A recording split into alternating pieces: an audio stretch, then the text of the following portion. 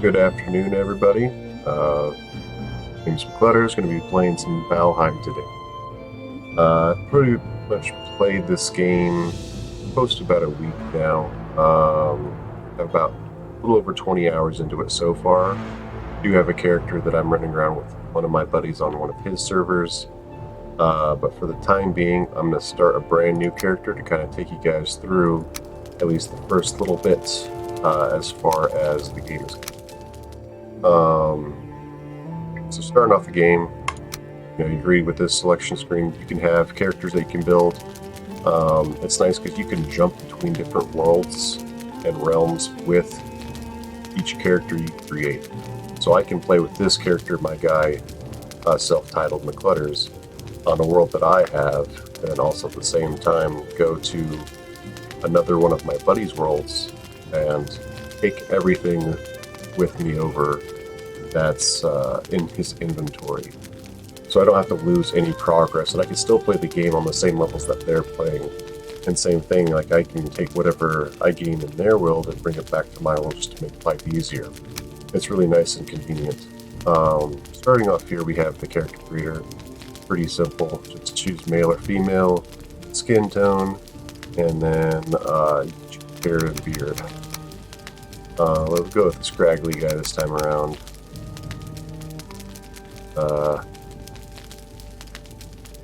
Let's see if we can get red hair on this guy.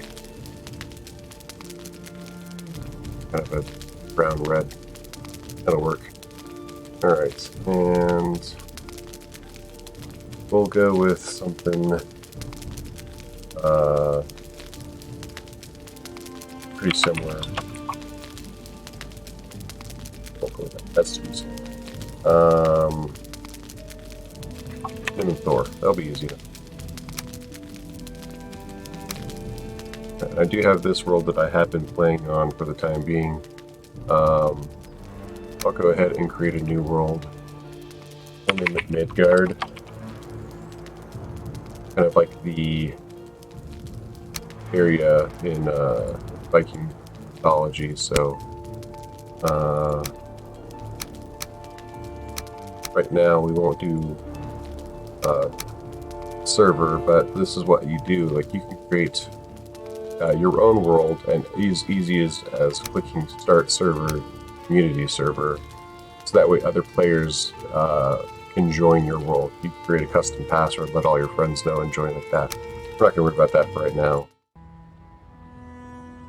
Long ago, the All-Father Odin united the worlds. He threw down his foes and cast them to the 10th world, and split the boughs that held the prison, the world tree, and left it to drift unanchored, place of exile. For centuries, this world slumbered uneasily, but it did not die. As glacial ages passed, his kingdom rose and fell sight of the gods. When Odin heard his enemies were growing once again in strength, he looked to Midgard to send his Valkyries to scour the battlefield for the greatest of their warriors. Dead to the world, they would be born again in Valheim. Essentially, the gist of the story is you're a fallen warrior in combat. In order to be graced by Odin to go to Valhalla, he is sending his Valkyrie, which is kind of represented by this harpy bird here, to vanquish his foes that are taking over in Valheim, to prove yourself worthy to go to Valhalla, the warrior resting ground in Viking mythology. You can see very large open area right here. You kind of see glimpses of thunder and all that around you.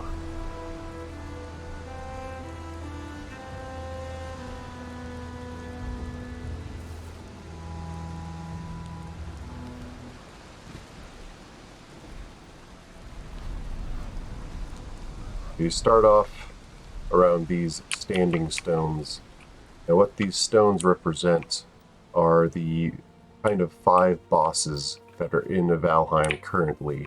They are working on trying to get another, I believe, 4 set up. So this represents 1 boss per specific area or biome in the map currently.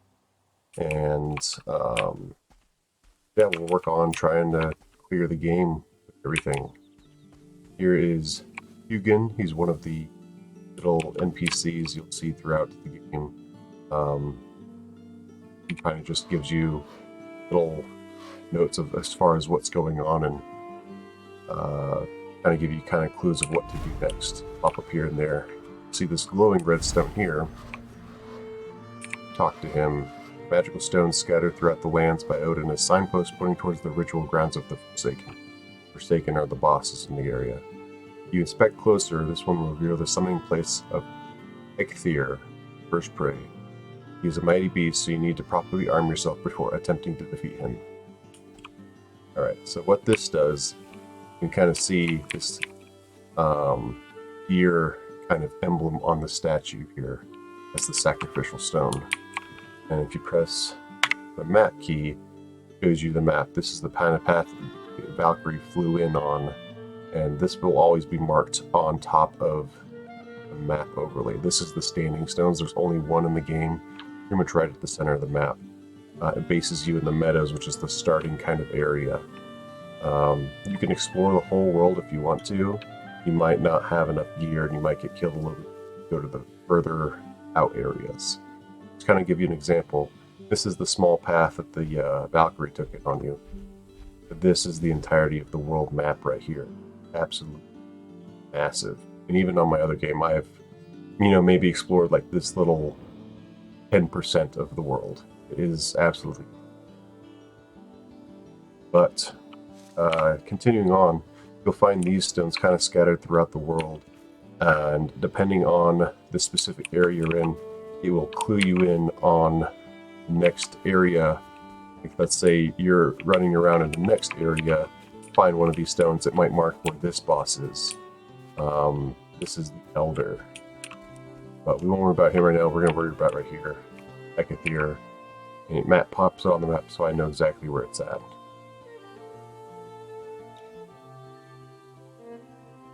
Alright. Alright, so now we know Eikthyr is to the northeast of us. So we can explore around, start off with literally no equipment, so we'll continue on trying to find some resources. Like here you see branches, you can pick them up off the ground, and every time you pick up a new material, depending on what recipes call for, it'll tell you exactly what it unlocks. Right here you can see picked up that piece of wood, and I have now access to a club. You need 6 wood to make a club. That'll be your first starting weapon. But if I pick up the stone here, it'll give me more crafting. Now I have a stone axe and a hammer. Club is the first starting weapon. It's just it's just a stick that you hit things with. Stone axe will help you chop down trees, which will help you get more wood. And then the hammer will help you build your first shelter and future shelters. We'll continue kind of running along, picking up stuff here. You can see Hugin popped up again. There's another little bit of information. Most items must be crafted, however, due to your recent departure from Midgard, you will have to recall true shape of objects. Just pick up the things and it will all come back to you, I'm sure. My lesser brother Munin tells me one can fashion a stone axe out of wood and stone. So Hugin and Munin are actually the crows that Odin has sacrificed his eye for, so we can see all that's going on. And you see right here, raspberries. You pick these up. And interesting mechanic that they have in this game for survival. So you see in the bottom left corner here, I have a little food symbol, a little fork, and then another little symbol next to it that is my health bar. So the way food works is if you hover over the item, it'll tell you the health, stamina, duration, and healing. So the way it works is when you eat a food item, it'll last for 600 seconds. It'll increase the cap of your health and stamina for the duration of that time that it shows. The further along you get in the game, you can craft more food recipes that give you more health, more stamina. but starting in the area, you're just going to be pretty much picking stuff up. So you can see right here, I have a little red bar next to, on top of the food meter, which just shows, you know, my increased stamina and the amount of time that it's going to be there. It'll slowly start to decrease. We'll lower the cap of the stamina back, but you can see my health starting to go up slightly. Just taking that 1 health as it's showing right there. That'll increase my stamina, which will allow me to do all the actions, you know, as far as fighting, blocking, and chopping down trees and all that, and sprinting around. So we'll start off by gathering some more wood to be able to create some more weapons, an axe and whatnot.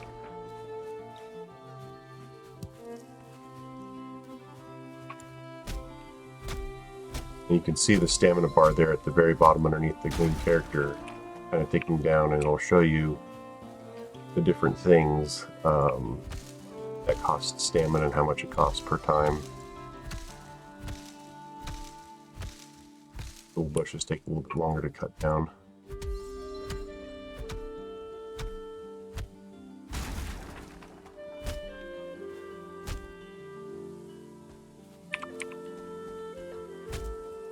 Keep chopping down. If we go back to our crafting menu, see now that I have enough for stone axe. We have 12 wood or stone, so I can craft both the club here as well as the stone axe. And then I can craft a torch as well. But I have a torch. You start off with a torch, so we won't worry about that. Now you see the different colored trees here. You have a beech tree, and then you have the birch tree. The birch tree, if you hit something that's too hard for you, say too hard. And same thing, even if I pull up my axe, I'll say too hard. If I come back over to this beech tree versus the birch tree, let my stamina build up for a minute. You can see the damage that I'm doing to the tree. After a few swings, the tree will actually uproot the base of the stump. And you can see it fall over, as well as some of the branches. It'll roll down. The stump will still be here. You can chop down the stump as well to get extra pieces of wood.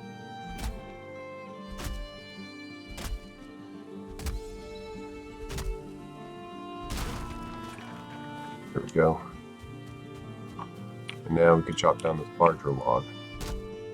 Now the way it works is it'll actually split this log into 2 pieces. Then we can chop down this additional piece right here. And each tree should yield about 20 pieces of wood, 10 per each side of the log. But there you see up in the top left corner, gain 12 there. This little guy, he's one of the many mobs that you'll face around the areas. He's one of the lower level ones. You can see here I can block. They do have block mechanics for some of the weapons. You can get shields and stuff later on, different types of armor. Most weapons have just a single attack. Some of them have a secondary special attack. This one only has a single attack. And if you block at the right time, see, it just says block, but if I block at the same time that he tries to hit me, look, at knocked back. Now what that does is it gives you actually a bonus damage multiplier. It depends on the weapon. So if I go hover over the club here, it shows parry bonus 2 times. So I actually do twice the amount of damage when I get a perfect parry. And parries are fairly easy to get in this game. It's more difficult once you get more enemies attacking at once, but as far as facing single enemies, it's pretty easy to gather. Or get the timing down. It's not that all that difficult. Now, we have some more wood on us. Each beech seeds will allow us to plant more trees later on down the line. And essentially just create an endless supply of wood. Now you see these creatures running around. These will actually give you more food and as well as other materials to be able to use to craft. These are boars. Early on, they can be kind of a pain, but they don't take all that much damage to take down. See, I got leather scraps and a boar trophy. These trophies you can actually mount up on the wall once you actually create your little shelters and whatnot. So I picked up some more meat, and the way you end up, you take the meat, and it's raw right now, so you can't cook it. You see another little guy running back over there. So you take meat and you place it on a fire, on a cooking spit, and it'll allow you to cook. It gives you a pretty decent bonus. That guy down. You can drop some materials and whatnot. So yeah, it's not too hard to get started here. You just got to be kind of careful not to venture off too crazy. Pop down more of these bumps around here. You see another guy over here to the side trying to sneak up on me.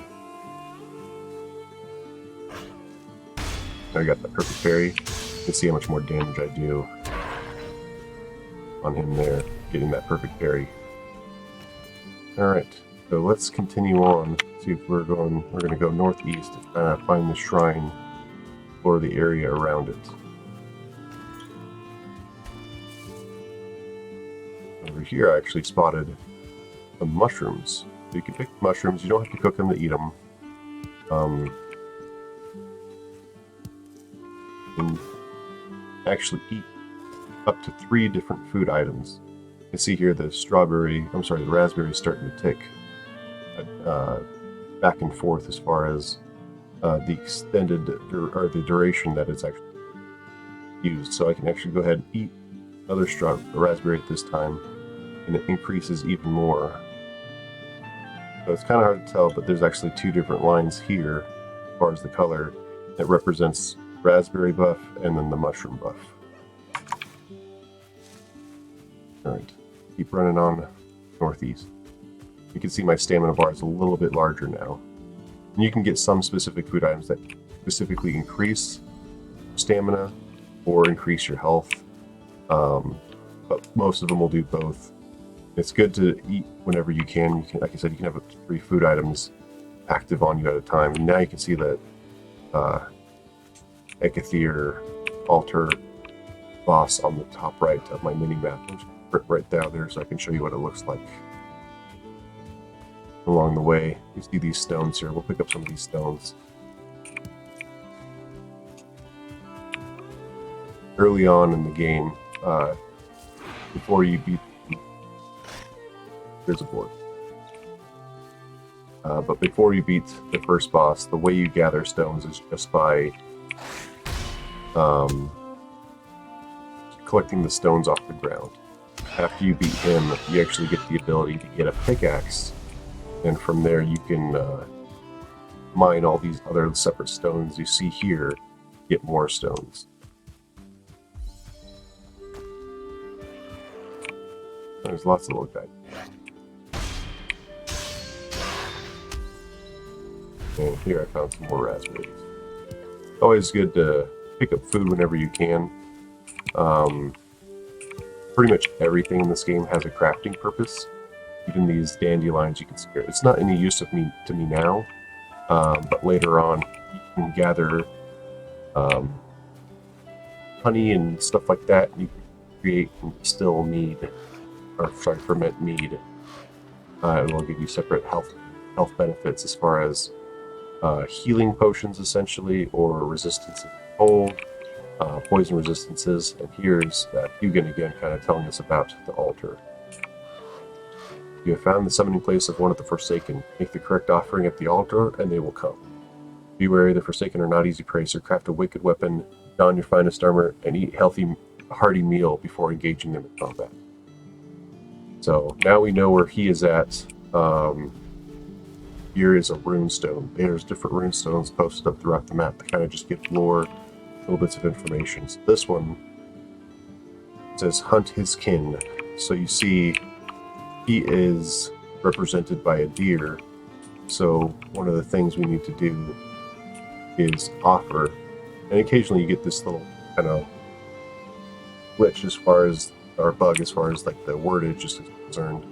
But to offer an item, you need to gather 2 trophies that are from a deer and place them on the altar. And from there, you can summon a deer and begin hunting him. And once you finish hunting him, you get his trophy and take it back to the starting area, and you can actually get a bonus power-up that you can use once per day, which is really nice. But we're nowhere near that capability right now. Here you see a standing structure. We'll head over here now. Most of these things are abandoned, and they just have chests or other little doodads in them. They have feathers, gold, and then flint head arrows. Gold can be used to trade. There's a trader NPC in the game who has some very good items. It helps increase your carry weight, different items for crafting, and stuff like that. So it's always nice to collect gold. You can also get different types of valuables, like when you run through little delves and stuff like that, little dungeons and whatnot. They have chances to drop like amber items or rubies and stuff like that. You can use those to trade to get more, trading the gold to get those items that the trader has. Feathers you can use to craft other arrows, flint head arrows specifically. They're just a different headed arrow that do a little bit more damage than your standard wood ones. And the sun's setting, and once the sun sets, it starts to get a little bit more dangerous out. The enemies start to ramp up as far as their aggressiveness and numbers. It's always good to try and build a shelter first off. So what we'll do just that. We'll go ahead and try and build a shelter. But in order to do that, we need to build a hammer first. Build a hammer because we have the materials, the stone, and the... and then it shows you the new recipe craft. So here we talk to Hugan again. This tool you will raise mighty halls and towering fortifications. Start by building a workbench. This in turn will enable you to construct other things. Alright. Here's another little building that was thrown together, randomly generated by the world. The whole world is procedurally generated. It's seeded.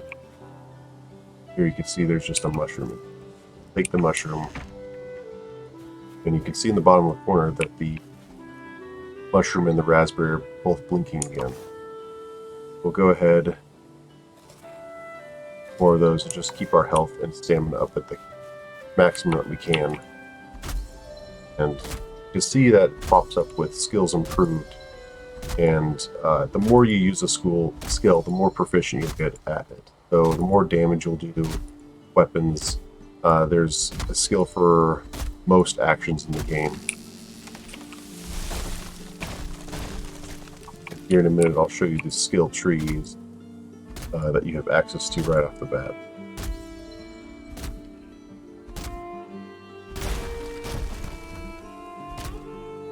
And the trees will actually give you a damage if you let them fall on you to the point where they can actually kill you. When you die, you lose a portion of your gained skill points. I think it's 5% total. There's another guy that's going to attack. Just attack him with the axe. Yeah, so if you go up to the crafting and inventory menu, you see compendium, which kind of gives you all of the tips that Hugan has given to you, and you see your active effects. See this other guy sneaking up on me. It said they're more active at nighttime.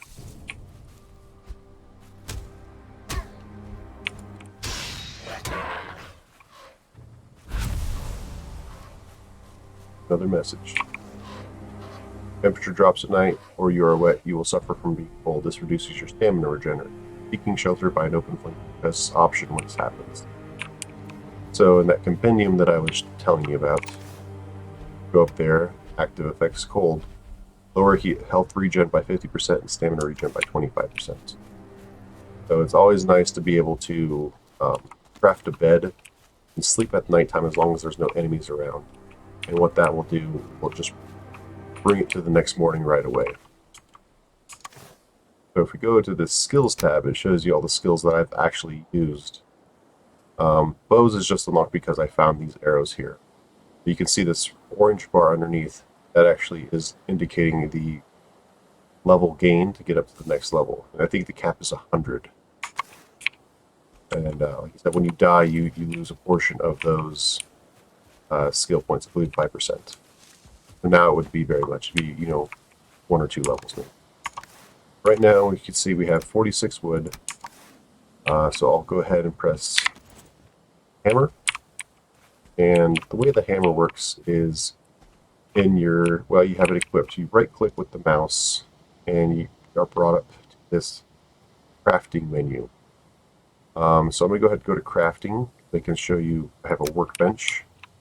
The way workbenches work is place them down at a location, find a flat spot here, and it gives you this.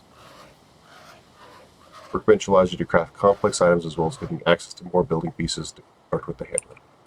Alright, so bringing up the hammer, you can see that it unlocked more building options as far as building walls and floors and whatnot. You can see the little circle here. That's the radius in which you can build items in order to create a structure. We'll go ahead and create a small structure here. And in order to interact with the table, it actually has to be underneath a cover. It needs a roof. So what we'll do is we'll go ahead and build a structure, break this down, and get all the materials back. You get all the materials back whenever you create something. But we'll create it and put it inside of our little house that we're building here. This won't be our permanent location. I'm just showing you how the building works. So you use the mouse to spin the item around. It locks into items fairly well. If you ever want to move something, though, you can hold down the shift and you can free place. It doesn't have to lock into something.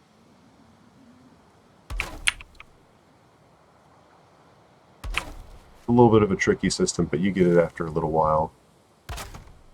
Go ahead and build a door here.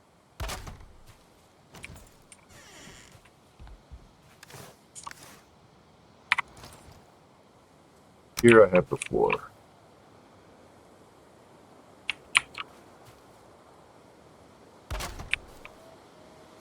Go ahead and leave a gap in the floor for the time being.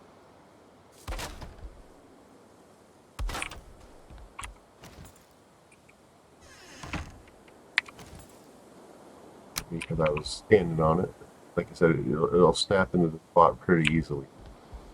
And go. Yeah, I actually misplaced that one. Like with when you bring out the tool, you just middle click on the item and the material pops right back out. Actually broke the wrong one there, so.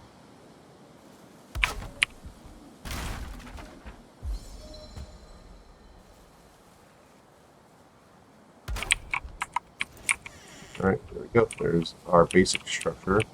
What we'll do now is we'll actually cover it. So, go back to our building area, and we'll go to thatch roof. We'll just pick the 26. The way it works is you kind of click it to a spot.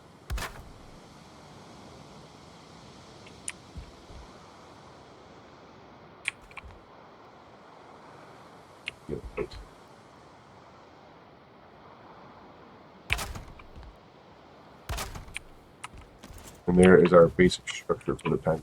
I can actually go to this now, middle click on it to destroy it, get all of our building material back, and then we'll build it inside of here.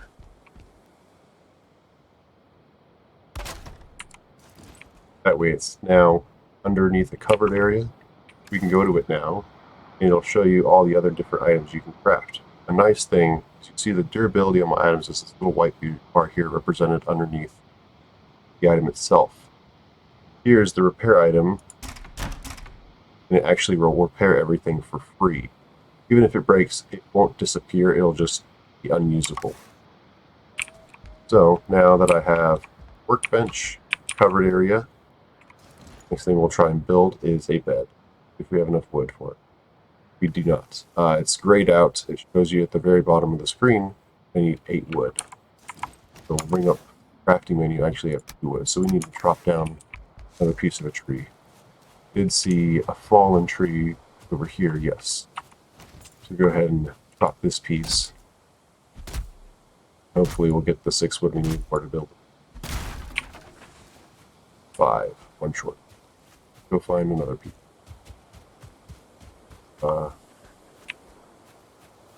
And the area is quite dark, so that's nice to keep in mind when you're exploring around. You walk around with a torch. We'll do that so you guys can see a little bit easier.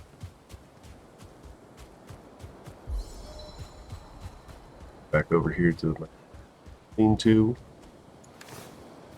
and back to the building.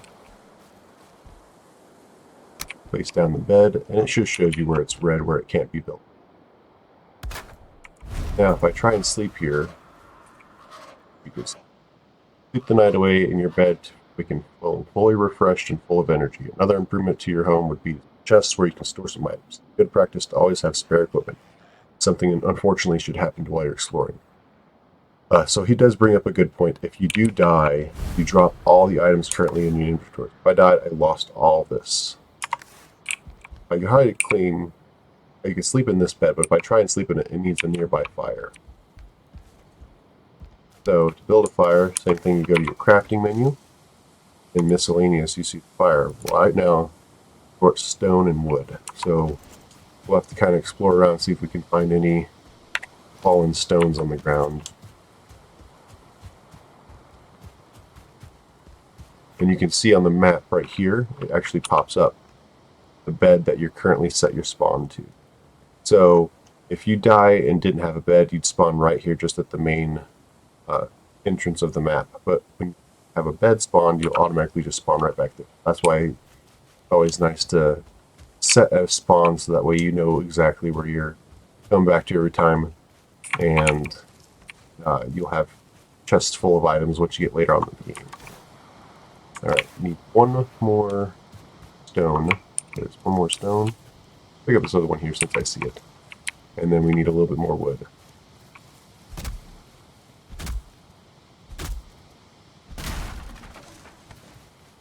Alright, there I have the wood. I have 5 wood and 6 stone. Head back. More stone here. Now you can see you could eat another bite. That means the food buff has dropped off. So we won't worry about it right now just because we're getting ready to sleep. But over here, set a fire outside, and then we should be able to sleep in the bed. It has just now gone to day, so it won't let us sleep right now, but we would be able to sleep if it was nighttime. Another nice thing you can do with the fire here, if I have enough wood for it, a cooking station. Put the cooking station up right above the fire, and you have the uncooked meat in your inventory. Any uncooked meat will automatically just get selected. If you want to specifically select, let's say you have different types of meat you can cook. On my hotbar, I have the meat set to 6. If I click 6, it'll put that item out. Otherwise, if you just put cook item, it'll just automatically pick an item out of your inventory to cook it. So we'll go ahead and click E to automatically put something on there. And after a little while, it'll show and give an auditory cue that this is fully cooked. If we let it sit on here too long, it'll actually turn into a piece of charcoal, which we can use later on in the game, but we're more concerned about having a food buff right now.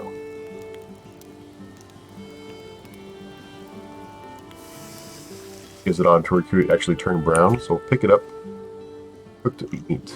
now in my inventory. Now this fire won't stay lit forever. You can see it says fuel 1 out of 10. You can use your wood in your inventory. You just click E on it, and it'll put another piece of wood on the fire. Now when it does rain, which it does rain, it'll actually smolder the fire so it won't give out any heat. So that's why it's always incentive to build it inside of your little house.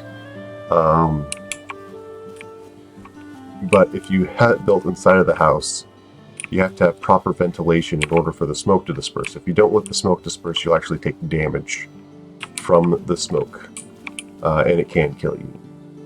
So we'll leave it off for the day. It's a quick little how-to as far as building your first shelter and how to kind of find things on the map.